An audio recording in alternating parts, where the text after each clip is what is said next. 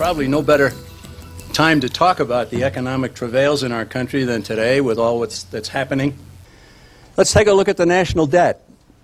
When you go home, go to your computer and you can look up the national debt, and you'll see that as of 18 September, it was $9.6 trillion. That's 9 with 12 numbers after it. Now we have a U.S. population of 304 million. Each citizen's share of this monstrous debt, therefore, is $31,641. The admitted national debt climbs at approximately $1.79 billion per day. And this is even before this bailout. Interest alone on the debt for fiscal year 2007 soaked the American people for $430 billion. That's just interest on the accumulated debt. So that's about $1,400 for every man, woman, and child in our country.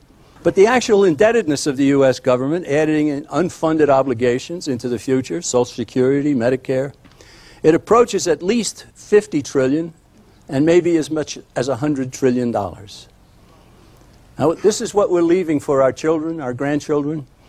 And I think the slogan that the Education Department has, "No child left behind," ought to be applied to the debt. So what do we see?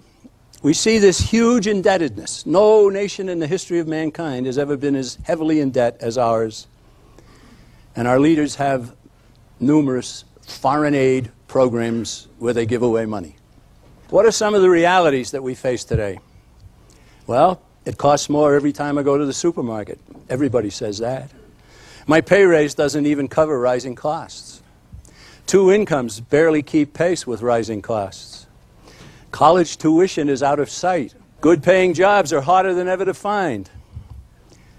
And of course, there's a woeful lack of understanding. There are people who today say, "You mean there's no backing for the dollar?" And then people say, "What is the Federal Reserve and how does it affect me?" And then I hear people say, "We need the Fed because somebody has to manage the currency." Ladies and gentlemen, that is one of the greatest fallacies of all. If the currency is a commodity like gold or silver, it does not have to be managed. The free marketplace will manage it. Money should be a commodity, valuable to all people, and there's no management needed. And so people who say to me, "If you get rid of the Fed, what are you going to replace it with?" I say, well, if you have cancer, do you want to replace it with pneumonia and 2 broken legs? Right? No, you don't. So, during the lifetime of many Americans, the United States has gone from the greatest creditor nation on earth with the most respected currency to the greatest debtor nation with an increasingly shunned currency. Now that's happened in my lifetime and in the lifetime of many of you here. Now here we have $2. Each says $1. One is a paper dollar and the other is a silver dollar. The paper dollar will get you 1 quart of gasoline. The silver dollar will get you as much as 12 quarts of gasoline. But they both say $1. Isn't a dollar anymore? The answer is no, it's not. A silver dollar is worth 12 times and maybe more than the paper dollar. And of course, that is changing dramatically as the paper dollar continues to lose its value. Its cause is inflation. Now, let's talk about inflation. It is not rising prices. Don't blame the grocer. Don't blame the gas station attendant, the landlord, or the employer who can't supply a pay raise. Yes, inflation is an increase in the quantity of currency. So then you blame the counterfeiter. You blame the government or the government's partner, the Federal Reserve, for flooding the nation with currency. That's what inflation really is.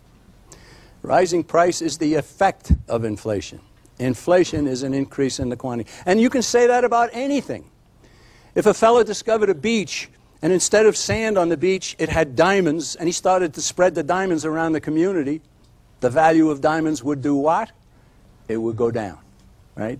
And who would dare give one to his fiancée? Any substance whatsoever. Increase the quantity, and you will see the value go down. Now, I contend, and I'll probably say this again before we finish, If you give anybody the power to inflate, he will. Just as simple as that. The temptation to inflate will overcome whatever good intentions might have been had by anybody. If you give anybody the power to inflate, he will. Now you go to a dictionary today and you probably will not get a decent definition. They will equate it with rising prices. They will say it's rising prices and so on. Back in 1957, this dictionary had it correct. It said inflation, an increase in the amount of currency in circulation resulting in a relatively sharp and sudden fall in its value, and rise in prices. Note, resulting in rise in prices. So the dictionaries even have been changed. There's two aspects of inflation that are very important. The first is thievery. I have a statement here from John Maynard Keynes, a famous British socialist. Keynes did write a book in 1920, and in it he hit the nail on the head. He said, by a continuous process of inflation, governments can confiscate, secretly and unobserved, an important part of the wealth of their citizens. How does that happen? Well, let's give an example. We'll say a man in 1945 inherited $10,000. He could have bought a home in 1945 for his $10,000. He didn't. He put it in the bottom drawer, and then 50 years later he took it out of the bottom drawer and he found out he couldn't even put a down payment on a home. What happened to the value of his money? It was confiscated secretly and unobserved by the government and its partner, the Federal Reserve. Now all kinds of examples can be given for that. But there is an example of what happens. Secretly and unobserved, this man's money continued to lose value.